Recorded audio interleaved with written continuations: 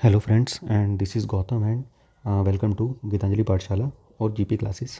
तो अभी हम आप यहाँ पे अपना नया पैराग्राफ देखेंगे और उसको सॉल्व करने की कोशिश करेंगे। ठीक है, क्वेश्चन नंबर आर 11 to 15। तो क्वेश्चन नंबर 11 क्या बोलता है, what is the basic assumption what is the basic assumption in the jurisprudence of Indian criminal law. ठीक है, और ऑप्शन क्या दिया हुआ है, preponderance of probabilities, guilty until proven innocence, innocent until proven guilty, not mention in the passage. ठीक है, तो क्वेश्चन 12 क्या बोलता है, what does the section 498A of Indian penal code provides for. First is anti dowry law, second is protection to women against cruelty, third is protection against mental abuse, and question D is answer option D is all of the above. Question 13 क्या बोलता है, under section 498A of the Indian penal code who among the following can be charge of the offence. Option में क्या दिया हुआ है, husbands and member who are residing with the victims only, all the family member whether or not residing with the victim. Option C क्या है, only young family members of husband. ठीक है, और क्वेश्चन नंबर 14 क्या है, for making any arrest under section 498A of Indian penal code who among the following have to be satisfied that there exist a necessity for arrest. ठीक है, arrest जरूरी है, ये डिसाइड कौन करेगा, पुलिस करेगी, मजिस्ट्रेट करेगा, या दोनों करेंगे, या कोई भी नहीं करेगा। ठीक है, एंड क्वेश्चन 15 जो है थोड़ा एनालिटिकल टाइप का है, इसको हम बाद में देखेंगे। अभी हम अपना पैराग्राफ पहले देखते हैं कि पैराग्राफ में क्या लिखा हुआ। ठीक है, तो पैराग्राफ क्या बोलता है, in a significant move Supreme court has observe that the provision of section 498A of Indian penal code और द एंटी डोरी लॉ, इसी को ही मतलब सेक्शन 498 जो है इसको हम एंटी डोरी लॉ भी बोलते हैं। ठीक है, are being increasingly misuse by plaintiffs mean जो लोग कंप्लेंट करते हैं। तो सेक्शन 498A के जो जो जो जिसको क्या एंटी डोरी लॉ बोला जाता है, वो इंक्रीजिंगली मिसयूज़ किया जा रहा है उसको। Taking cognizance of the fact that law was being used as a weapon rather than protective shield, the apex court directed state government to instruct the police not to automatically carry out arrest on the mere lodging of complaint। तो ये line क्या बोलती है कि इस चीज़ को ध्यान में रखते हुए कि डोरी लॉ को मिसयूज़ किया जा रहा है, सुप्रीम कोर्ट ने, एपेक्स कोर्ट मतलब सुप्रीम कोर्ट ने स्टेट गवर्नमेंट को बोला है, स्टेट गवर्नमेंट को इंस्ट्रक्ट किया है कि पुलिस को इंस्ट्रक्ट करे कि ऑटोमेटिकली अरेस्ट नहीं करना है, सिर्फ कंप्लेंट होने के लिए। ठीक है, तो इस लॉ में एक्चुअली सेक्शन 498 में क्या होता है कि अगर आपके अगेंस्ट जस्ट कंप्लेंट हुई है तो उस कंप्लेंट के बेसिस पे ही आपको अरेस्ट कर लिया जाता है। तो इसके लिए सुप्रीम कोर्ट ने किसको बोला है, supreme court has directed state government, ठीक है, कि स्टेट गवर्नमेंट किसको इंस्ट्रक्ट करे, पुलिस को। ठीक है, ऐसा कुछ बोला है सुप्रीम कोर्ट ने। आगे क्या बोलता है, there is no denying that section 498A was enacted with the commendable aim of cracking down on dowry deaths and cruelty against women in their matrimonial Holmes.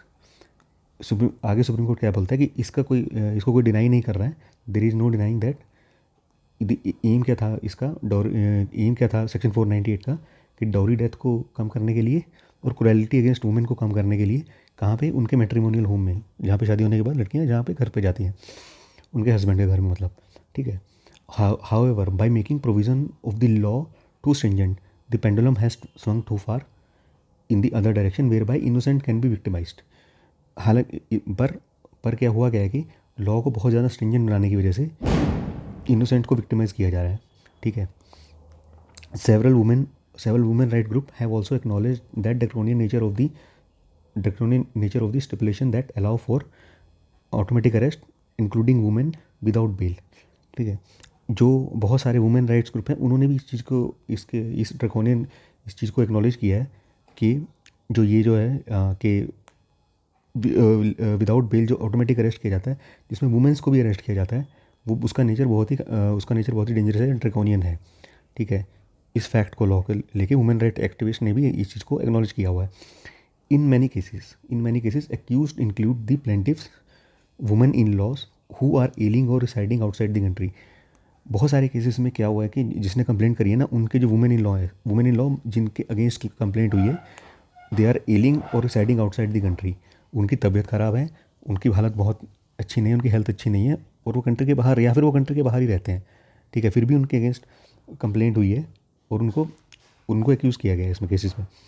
Such charges are brought with the mala fide intention of harassing spouse family.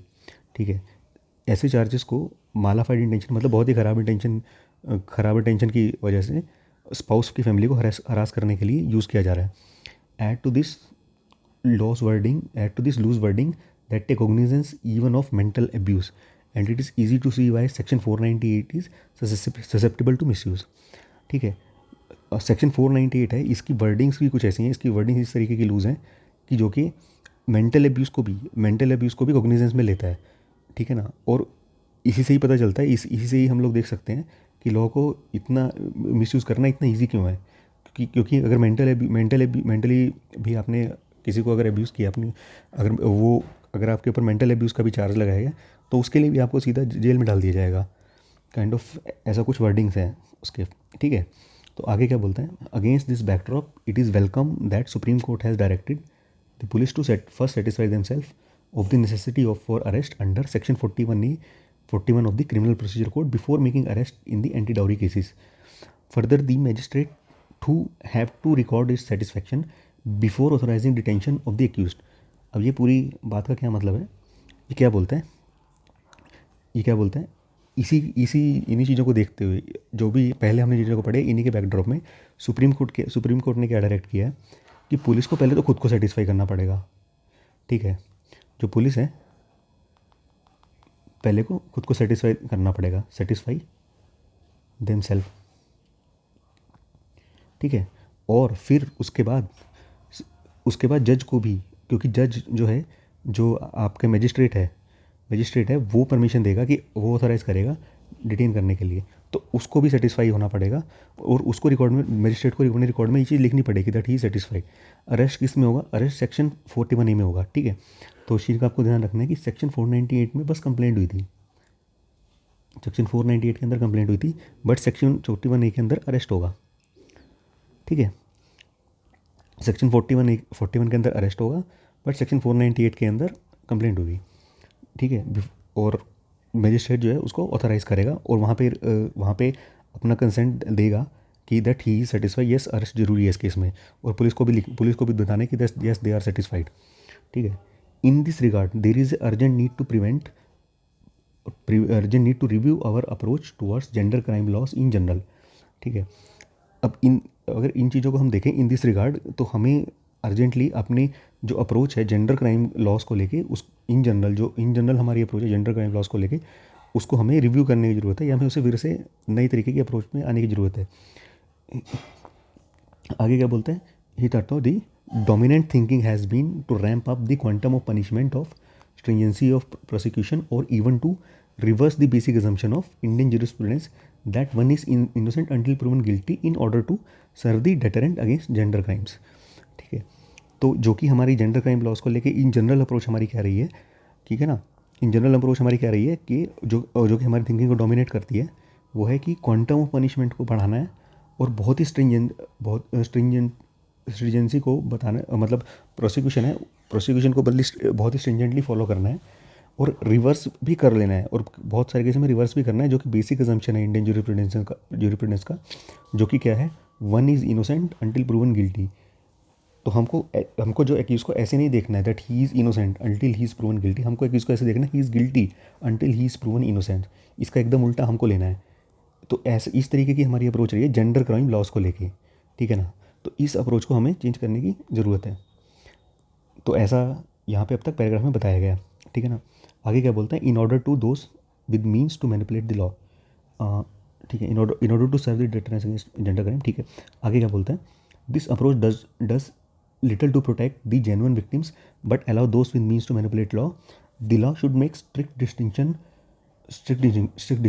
ठीक है ना, क्या बोलता है कि ये जो particular approach है ना, इसने डेटरेंट तो कम किया है, जेंडर क्राइम को उतना कम नहीं किया है, और जो है जेन्युइन विक्टिम्स को प्रोटेक्ट करने के लिए भी उतना काम नहीं किया है, पर जो जिनके पास लॉ को मैनिपुलेट करने के मीन्स हैं, जो लोग लॉ को मैनिपुलेट कर सकते हैं, उनको बहुत हेल्प किया है। और आगे क्या बोलता है, the law should make a strict distinction for example between rape and voluntary sex between consenting adults. और जो लॉ जो है उसको स्ट्रिक्ट डिस्टिंक्शन बनानी चाहिए स्ट्रिक्ट मतलब डिस्टिंक्शन बनानी चाहिए एग्जाम्पल के तौर पे, जैसे कि रेप में और voluntary sex between two adult में जो कि डिफरेंस है, जो कि दो अलग अलग चीज़ें हैं, इन दोनों चीज़ों में जैसे डिफरेंस है। आगे क्या बोलता है, nuance laws that recognise the degree of offence and recommend the commensurate punishment along with their consistent enforcement are the only way to boost reporting of gender crime and ensure justice। ठीक है, तो आगे क्या बोलता है कि हमें ऐसे लॉ को हमें आगे क्या बोलता है कि नुआंस लॉस मतलब जो कि मल्टीपल पर्सपेक्टिव को कंसिडर करता है, ठीक है, जिसमें मल्टीपल पर्सपेक्टिव होते हैं और कि चीज़ों को ठीक से डिस्टिंक्शन भी होती है, ठीक है, जिसकी हम पहले बात कर रहे थे कि चीज़ों स्ट्रिक्ट डिस्टिंक्शन होनी चाहिए चीज़ों के अंदर, ठीक है, जो कि हमने यहाँ पे ऊपर जैसे हमने यहाँ पे बात करी है, ठीक है। Nuance law that recognise degree of offence, offence की जो लॉज जो है उसको, ऑफेंस की जो है ऑफेंस कितना बड़ा है इस चीज़ को ठीक से ध्यान पहचानना चाहिए, और रिकमेंड कमेंसुरेट पनिशमेंट, और जो एक्चुअल उसकी जो पनिशमेंट उस क्राइम के लिए होनी चाहिए उसको रिकमेंड करे, और जो लॉज है ना उसका कंसिस्टेंटली एनफोर्समेंट भी होना चाहिए। लॉज जो है they should be enforce consistently, और इसी तरीके के लॉ है ना, यही एक तरीका है, this is the only way to boost genuine reporting, मतलब कि यही इसी तरीके से हम लोग जेंडर क्राइम की रिपोर्ट्स को जेन्युइनली बढ़ा पाएंगे और जस्टिस को इंश्योर कर पाएंगे, ठीक है। तो ये ओवरऑल हमारा पैराग्राफ था। अब हम क्वेश्चंस को फिर से देखते हैं कि क्वेश्चंस में हमसे क्या पूछा गया था। But is the basic exemption in jurisprudence of Indian criminal law. अब ये हमने पढ़ा है कहाँ पे, ये हमने अपने पैसेज में चीज़ पढ़ी है कि बेसिक एग्जाम्पशन क्या है इंडियन जूरिस्प्रूडेंस की, ठीक है, जहाँ पे हम यहाँ पे जैसे यहाँ पे लिखा हुआ that is one is innocent until proven guilty, यानी कि जो कि बेसिक एग्जाम्पशन था इसको हम उल्टा कर रहे थे, ठीक है ना। तो जो कि बेसिक एग्जाम्पशन यहाँ पे हमें दिया हुआ है। अब यहाँ पे क्या क्या ऑप्शन क्या दिए हुए हैं, प्रिपोंडरेंस ऑफ प्रोबेबिलिटीज, जो कि गलत ऑप्शन है। गिल्टी अंटिल प्रूवन इनोसेंट, ये एकदम उल्टा है, ठीक है ना, ये एकदम उल्टा है, ये नहीं है option. Option C is correct, innocent until proven guilty, जो कि दिया भी हुआ है हमें यहाँ पे, one is innocent until proven guilty and not mentioned in the passage, नहीं पैसेज में ये मेंशन किया हुआ है, ठीक है। तो क्वेश्चन 12 देखते हैं, क्वेश्चन 12 क्या बोलता है, but the section 498A of Indian penal code provide for, ठीक है ना, इंडियन क्या प्रोवाइड करता है, ये एंटी डॉरी लॉ को प्रोवाइड करता है, protection to women against cruelty को भी प्रोवाइड करता है, और प्रोटेक्शन अगेंस्ट मेंटल अब्यूज़ को भी प्रोवाइड करता है, ठीक है ना। तो ए बी और सी ऑल करेक्ट है, और option D is upper correct answer, ठीक है। अब यहाँ पे पैसेज में हम जाकर देख भी सकते हैं कि एंटी डॉरी लॉ दिया हुआ है, ठीक है, और क्या दिया हुआ है कि क्रूरल्टी अगेंस्ट वुमेन की प्रोटेक्शन के लिए भी इसको यूज़ होता है, और ठीक है, और क्या, और कहाँ पे था कि इसमें कि यहाँ पे हम लोग मेंटल अब्यूज़ को भी टैकल कर सकते हैं, ठीक है ना। तो ये सब चीज़ें, मेंटल अब्यूज़ को भी कॉग्निजेंस में लिया जा सकता है, तो इन सब चीज़ों के लिए सेक्शन 498 यूज़ हो सकता है, ठीक है। आगे क्या दिया हुआ है, क्वेश्चन 13 क्या बोलता है, section 498 of Indian penal code who among following can be charge with the offence, ठीक है।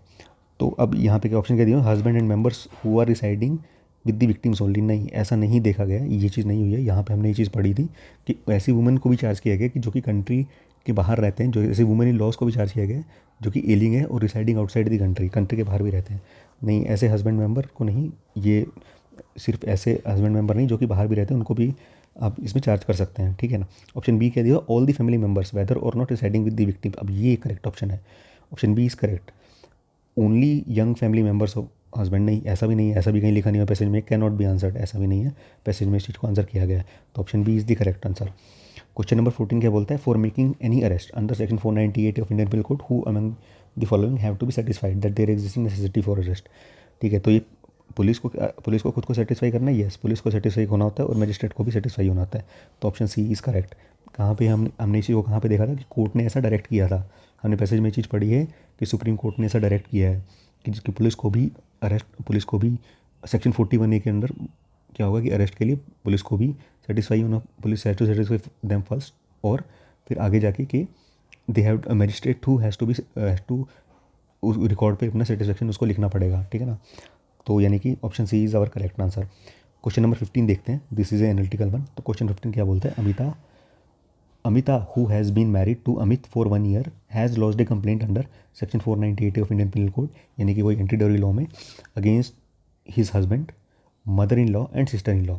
She use to reside in daily with her husband and mother in law, यानी कि अमिता जो है दिल्ली में सिर्फ मदर इन लॉ के साथ, किसके साथ रहती है, मदर इन लॉ के साथ, ठीक है, और किसके साथ, प्लस हस्बैंड के साथ, ठीक है।